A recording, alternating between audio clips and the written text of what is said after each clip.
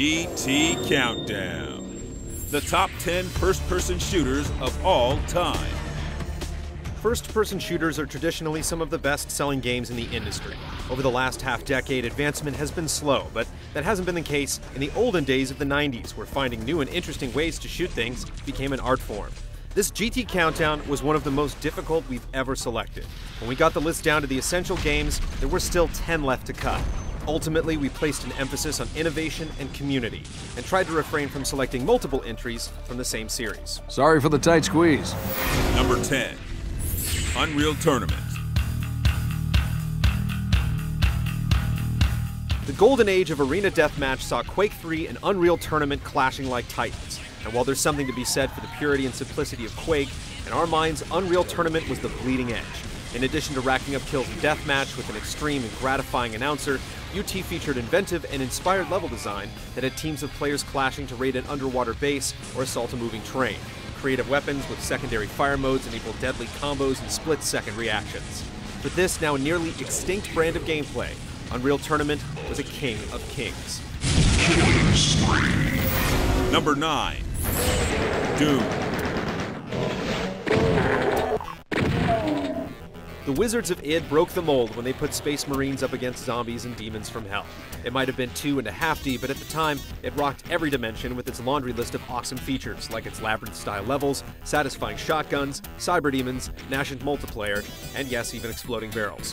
Doom cemented the FPS as an industry staple, as every early 90s PC gaming magazine spouted about the latest Doom clone for pages and ages. We've often wondered if those magazines still existed, if they would still call today's shooters by that moniker. Nearly 2 decades later, Doom remains perfectly playable, with the free-flowing levels built by pen-and-paper dungeoneers aging with grace, and mighty MIDI ballots that go so well with usurping the very barons of hell. Number 8. Team Fortress 2.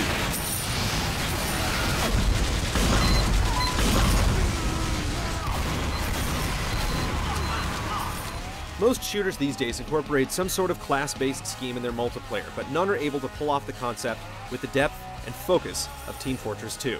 Sure, the 9 unruly mercenaries that make up the red and blue teams have their origins in the original Team Fortress, but it wasn't until Valve dropped the sequel in 2007 that they truly earned their stripes. Since its release, the game doubled down on the class system as it introduced an advancement system that allowed players to further fine-tune their preferences within individual classes as they earned a vast multitude of weapons. As a side effect, this has allowed Valve to crack open the quantity and variety of player-created content, which certainly contributed to its unflagging popularity and plenty of microtransactions. Is it the best free-to-play game ever? Maybe, but without a doubt, Team Fortress 2 is one of our favorite shooters ever. One shudders to imagine what inhuman thoughts lie behind that mask. Number 7. Battlefield 2. Long before Call of Duty decided to leave World War II in its rearview mirror, EA's Battlefield franchise ditched the M1 Garand for an M16 and never looked back. But Battlefield 2 was about much more than a time period, featuring a vastly refined team-based structure that allowed for squad spawning and chain-of-command communication that ran all the way up to a commander. It represented a groundbreaking moment in team-based play. It also included permanent characters that would rank up to unlock new weapons, and while it was the 3rd game in the series, it polished all prior mechanics to a fine sheen. There are still tens of thousands of people playing Battlefield 2 to this day. Enemy helicopter spotted. Number 6. Star Siege Tribes. Many like to attribute the proliferation of team-based vehicular combat to the Halo franchise, but 4 years earlier, a little game called Star Siege Tribes did it first, and in all honesty, much better. Featuring 64 players per game on 56K modems with minimal lag, massive sprawling maps with bases, both air and ground vehicles, and the ability to fly using a jetpack. The learning curve was steep, but the reward was worth it. It also established a lot of the tenets that would carry on for decades to come, like base defense and repair, and classes with their own set of abilities, weapons, and gadgets. It was so far ahead of its time and executed so well that the only thing keeping it from placing higher on this list is its lack of a compelling single-player component. Need repairs. Number 5. Halo 3. In what was supposed to be the Chief's finale on the Xbox 360, you were charged with finishing the fight with both the Infectious Flood and the Broken Faction of the Covenant. And while it was compelling for its 4-player co-op, it was Halo 3's unprecedented multiplayer features that left a long-lasting impression. The Save Film feature allowed players to replay and spectate entire matches while switching perspectives or even floating around as a disembodied player. This was also the first time we saw the now prominent Forge option, which opened a large toolset for players to create their own game types and even custom maps to play and share online, setting a strong foundation for shooters to come. Toss in new deployables, and you have one massive, groundbreaking game. Got enough to worry about without you two trying to kill each other. Number 4. Half-Life 2. Leading the way for scripted action scenes that have become so common in games today, Half-Life 2 drew you forward through its story without hindering your sense of discovery. Its plot and gameplay were seamlessly intertwined and steeped in threatening atmosphere from the moment you arrived in City 17. Gunfights were fueled by adrenaline drawn from vulnerability, and Half-Life 2 wasn't afraid to continually introduce new mechanics like baiting massive insects to hunt your prey. Plus, with its brilliant play on physics, puzzles, and experimentation, the gravity gun still stands as one of the coolest weapons or gadgets we've had the pleasure of fiddling with. The right man in the wrong place can make all the difference in the world. Number 3. Counter-Strike.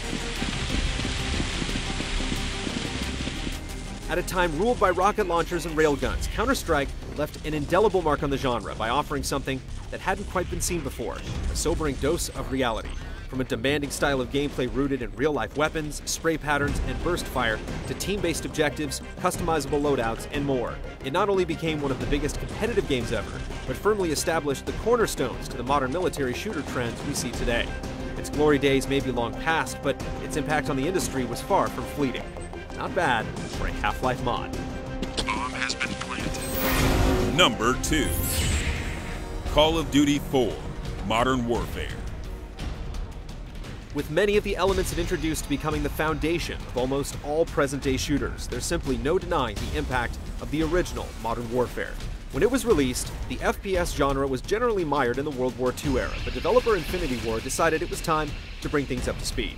Set in the present day, Call of Duty 4's multiplayer introduced a perk system to customize your character and break free of class restrictions, and kill streaks, which were sometimes elaborate rewards for playing well. Its campaign was also different in that it rarely took a breath, taking you from one eye-popping moment to the next. Now dubbed set-piece moments, just about every genre eventually followed its lead. Groundbreaking and scarily addicting, the modern shooters owe a lot to Call of Duty 4. I guess I owe you one. Bloody right you do. Number 1. GoldenEye 007. It didn't have online, spoken dialogue, dual analog, or mouse controls, and it was based on a movie. Normally things like this doomed games in the past, but GoldenEye did something that no other shooter can claim. It turned an entire planet onto the charms of the FPS. Before GoldenEye, the genre was mostly enjoyed by PC enthusiasts, but afterwards, all players were suddenly open to the concept. The split-screen multiplayer churned out one unforgettable moment after another as friends gathered to put their skills to the test. With intense customization, it allowed for just about any match type players dreamed up. But it did so much more than this. It had ingenious cheats that propelled players to perfect their play, a compelling campaign that absolutely nailed the Bond mythos, tight gameplay that left no excuses for a loss, and for the time, some amazing 3D visuals. We could write about our love for GoldenEye 007 for pages, but suffice it to say, it was a unanimous choice for our pick as the best first-person shooter of all time.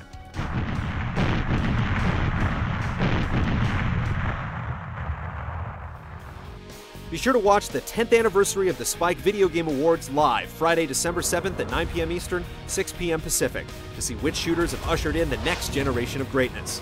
And head on over to GameTrailers.com/videogameawards/vote to share your picks for the year's best games. See this and other GT shows and game reviews on the GT Originals iOS app, available now on the App Store.